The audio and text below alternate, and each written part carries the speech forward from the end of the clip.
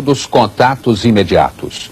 Durante 2 horas, uma rede de TV americana fez um balanço de tudo o que se sabe sobre objetos não identificados, discos voadores e seres extraterrestres. Você vai ver agora os principais momentos deste especial que foi assistido por milhões de pessoas nos Estados Unidos e no Canadá. Good evening. What do a colonel in the United States Air Force, O programa da TV americana foi conduzido por Mike Barrell, um dos apresentadores de maior credibilidade nos Estados Unidos. Foram 2 horas de debates, entrevistas e até um satélite ao vivo direto de Moscou. No começo, Mike Barrell levanta uma dúvida que todo mundo tem quando se fala de discos voadores. É possível existir uma nave capaz de viajar milhões e milhões de quilômetros até atingir a Terra? Para responder a esta pergunta, ele convidou o astrofísico Thomas McDonald, que é um especialista no assunto. A grande vantagem das viagens espaciais, diz ele, é que no espaço podemos acelerar até atingir velocidades próximas à da luz. Os foguetes de fusão, que usam hidrogênio ou hélio, já têm o combustível pronto no espaço. Não precisam, portanto, carregar peso. Além disso, diz o Dr. McDonald, consegue-se uma energia milhões de vezes maior comparando-se com os foguetes que usamos na Terra. Outra dúvida comum é sobre a natureza das aparições dos discos voadores. O apresentador Mike Barrell pergunta: afinal, se os extraterrestres querem causar impacto, por que não aparecem em um lugar bem conhecido, como a Casa Branca, por exemplo?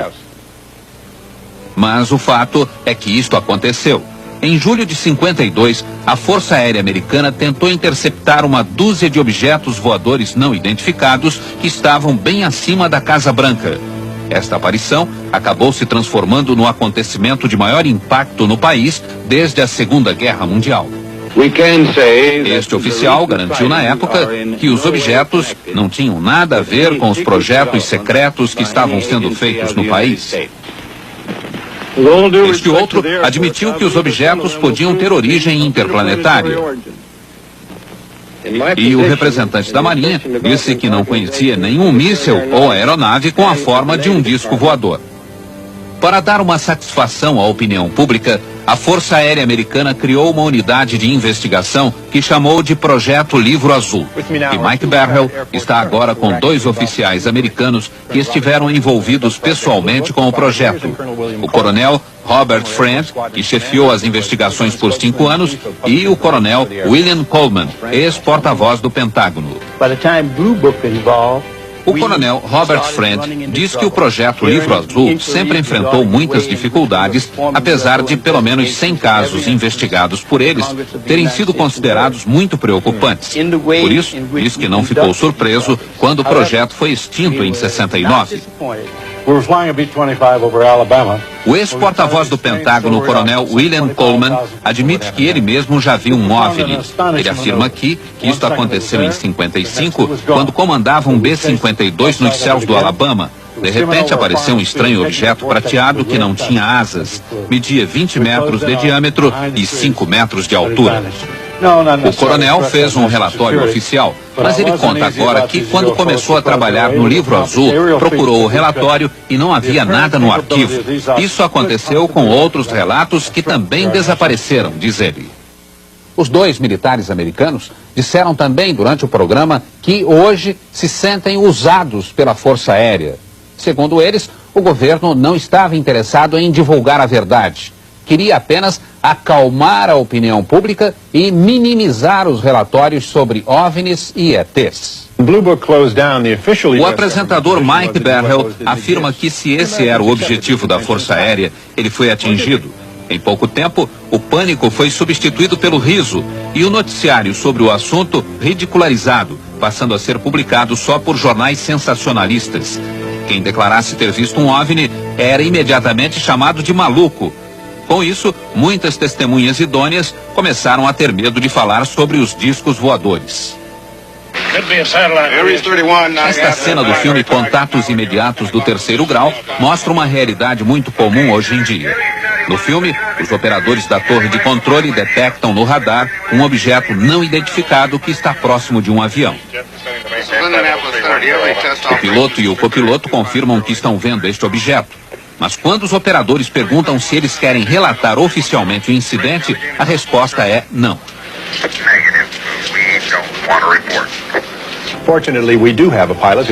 O apresentador Mike Barrell está agora com um dos poucos pilotos dispostos a falar sobre OVNIs. É o capitão Neil Daniels, que voou na United Airlines por 35 anos. O capitão Neil conta que estava pilotando um avião de São Francisco para Washington em março de 77, quando viu uma luz muito forte à esquerda do DC-10. Os instrumentos de bordo, diz o capitão, passaram a marcar rumos diferentes e uma força qualquer puxava o avião para a esquerda. De repente, o objeto desapareceu numa velocidade espantosa e o capitão lembra que o tempo todo o copiloto dizia: não quero ver, não quero saber. I don't want to see it, I don't want to know about it. I don't want to know about it.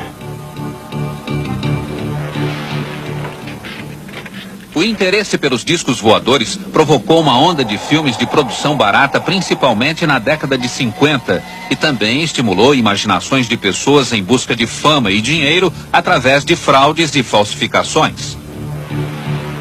O autor deste filme jogou discos e objetos em frente à máquina fotográfica.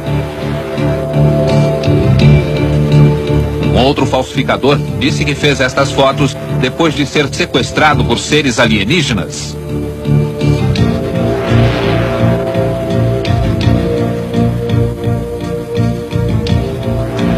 Neste pequeno aeroporto da Virgínia, foi filmada uma sequência com um disco voador.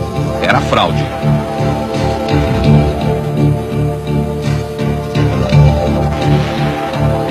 Esta fraude vem da Suíça. Um fazendeiro disse que foi sequestrado por ETs. A nave que ele fotografou foi achada no curral da fazenda.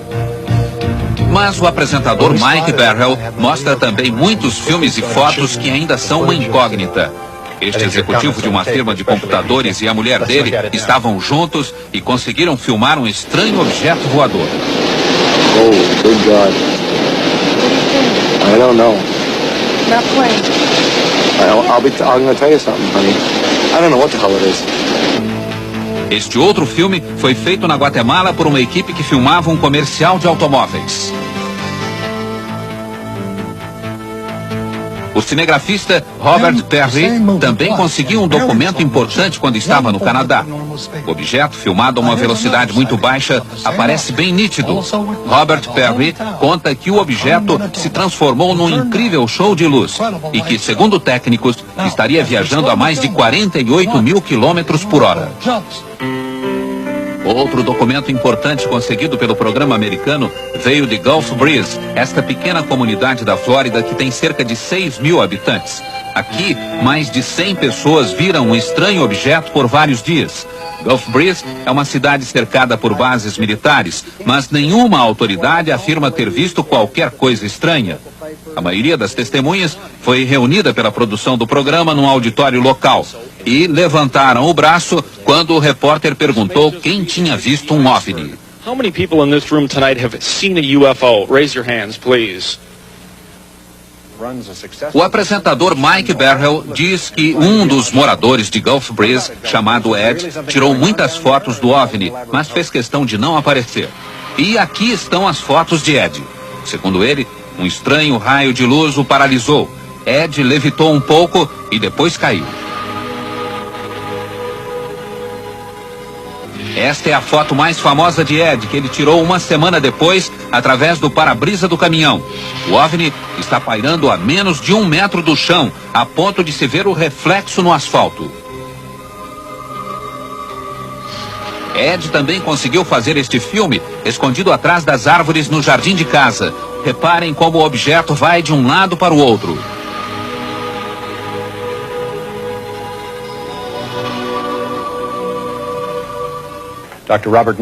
Mike Barrell diz agora que, para analisar as fotos de Ed, ele convidou 2 dos maiores peritos em análises fotográficas dos Estados Unidos.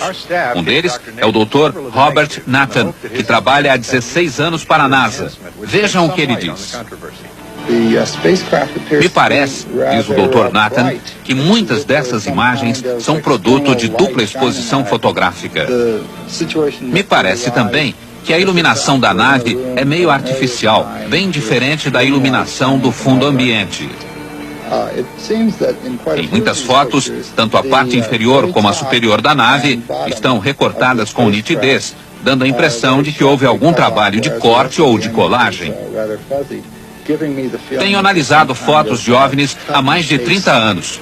Gostaria de dizer outra coisa, mas na minha opinião, essas imagens de Gulf Breeze não conferem.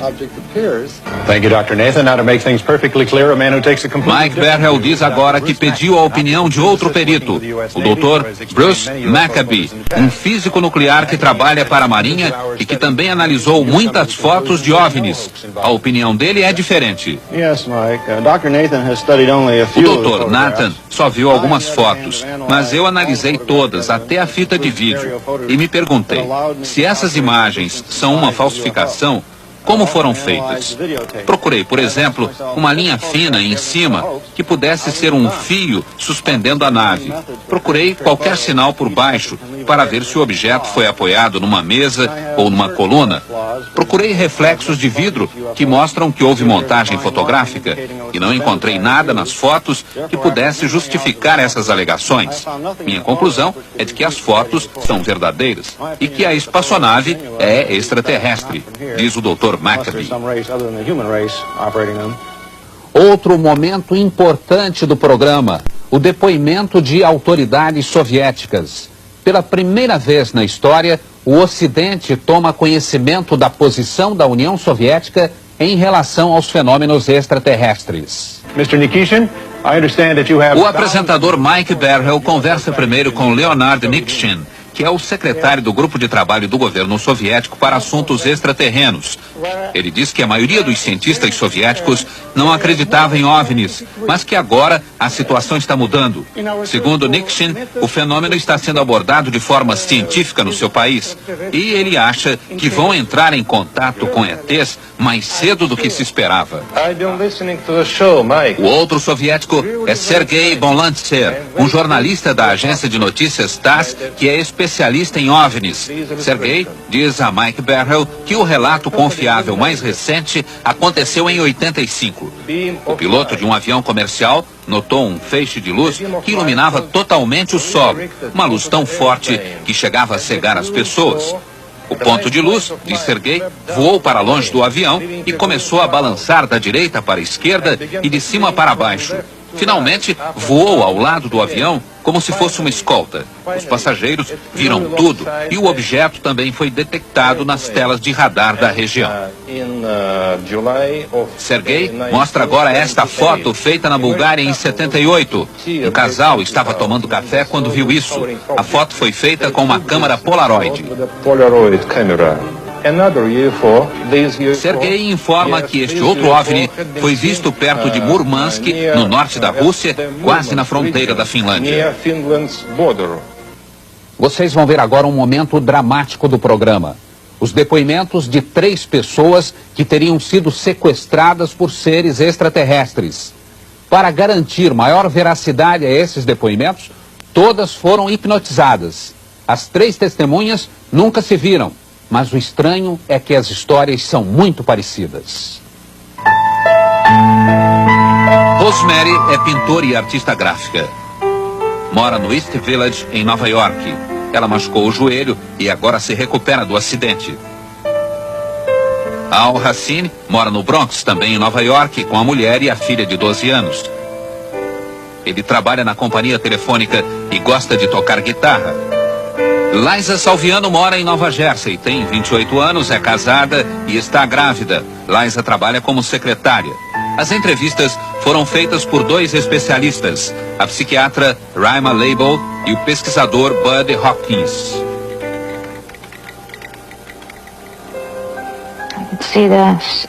Posso vê-los agora por cima da cidade. Tem uma luz muito brilhante. Muito intensa. Quero ver o que é, mas não consigo.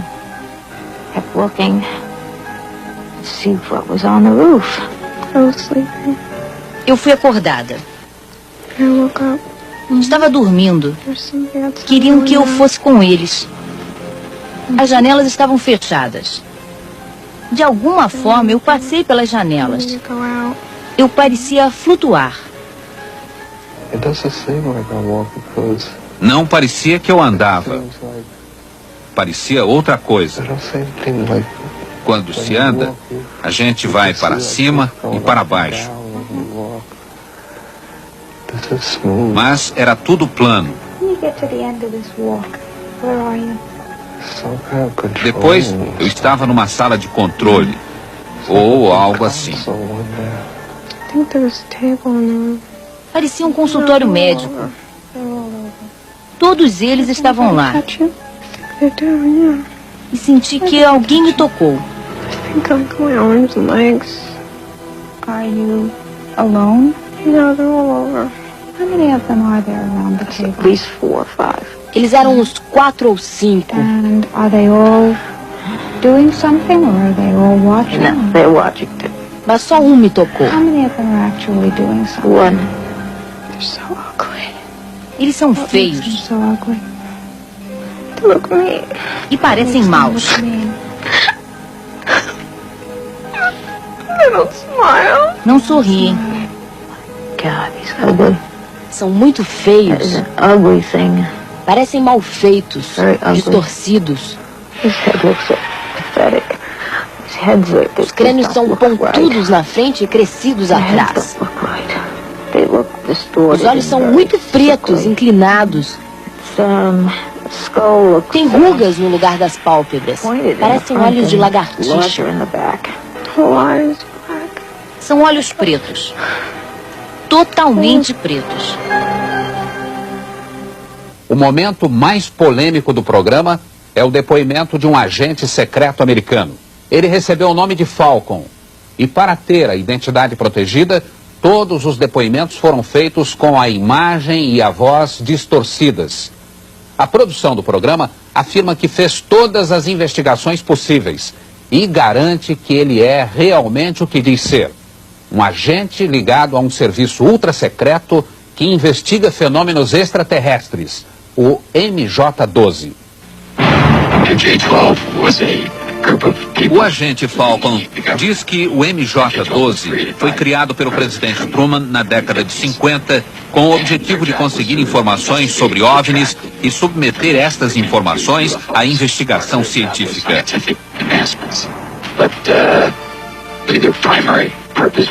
Com a ajuda de uma ilustração feita pelo programa americano, Falcon informa que as informações são enviadas ao presidente e ao vice-presidente, ao diretor da CIA e ao diretor da Agência de Segurança Nacional. Falcon diz também que o MJ-12 funciona aqui, no Observatório Naval em Washington, que pertence à Marinha. Peter Leon foi produtor executivo de notícias da rede de TV CBS em Los Angeles e ele diz que esteve pessoalmente por 2 vezes com um agente chamado Falcon. Leon diz que checou as credenciais e está convencido de que ele é realmente um agente. Segundo Falcon, o primeiro grande incidente envolvendo extraterrenos aconteceu em 47 no Novo México. Aparentemente, um OVNI sofreu uma pane e caiu no deserto. Na época, mais de 100 pessoas viram o acidente e foram até lá.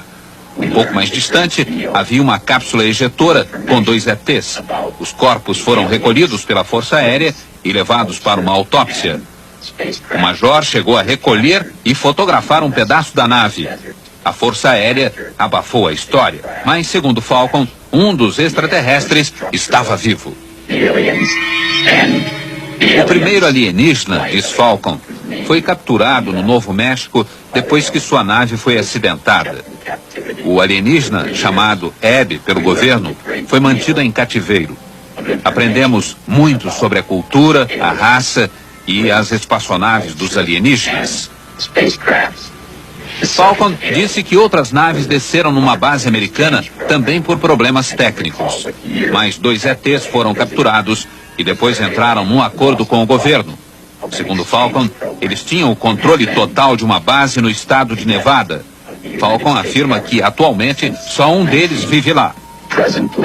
Esse alienígena, diz Falcon, visitou um terceiro alienígena também dentro de um programa de trocas e tem sido hóspede do governo americano desde 82.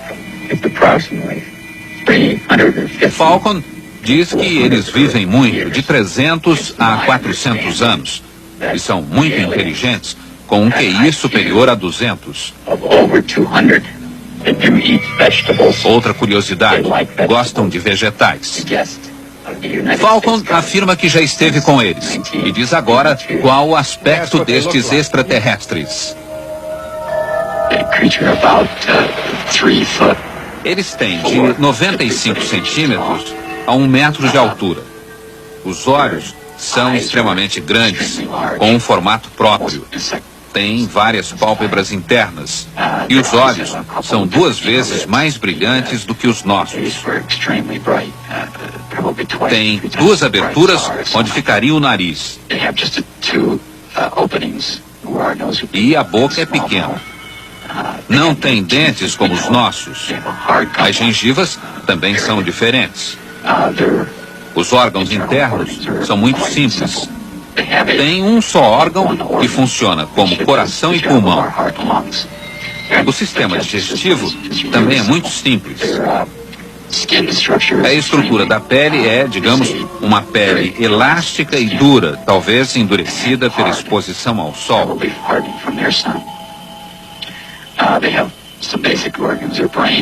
O cérebro é maior e mais complexo do que o nosso, tendo várias voltas a mais.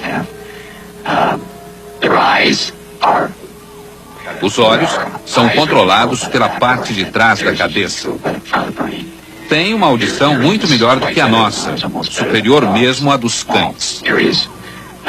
Os órgãos sexuais são distintos. Existem machos e fêmeas.